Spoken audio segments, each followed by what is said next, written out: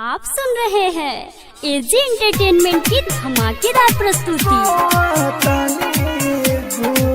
Mix by AG recording studio. सुना बाहरा में आके रोतानी गोरी, सुना बाहरा में आके रोतानी गोरी। चले गइलू तो ससुरा, चले गइलू तो ससुरा, हमके अकेले छोड़ी। सुना बाहरा में आके रोतानी गोरी, सुना बाहरा में आके रोतानी गोरी। चले गइलू तो ससुरा, चले गइलू तो ससुरा, हमके अकेले छोड़ी। सुना बाहरा में आके रोतानी गोरी। आप सुन रहे हैं एजी एंटरटेनमेंट की धमाकेदार प्रस्तुति। सुना बाहरा में आके रोतानी गोरी। प्यार तोहसे हम कहीनी, मिलल का हमारा फल हो, मिलल का हमारा फल हो।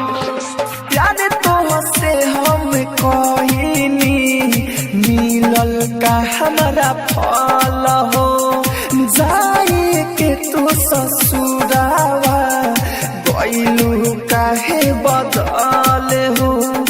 दर्दे बढ़ल बा दिल के, दर्दे बढ़ल बा दिल के, लिहलू तुम हमरी। सुना बाहरा में आके रोतानी गोरी। Mix by AG recording studio.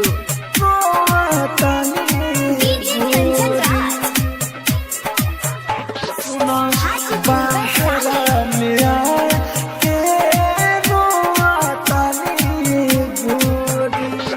Writer Arabia चंदन से कइले बारू छल हो, से कइले बारू छल हो।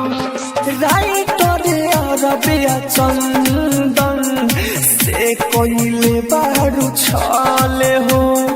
राहुल राजधानिया हाथ में रुएला हर पल हो। कमाओ में मन लागे ना, कमाओ में मन लागे ना, गइलू तू दिल तोड़ी। सुना बाहरा में आके रोतानी गोरी। एजी रिकॉर्डिंग स्टूडियो रोशनपुर सपहा।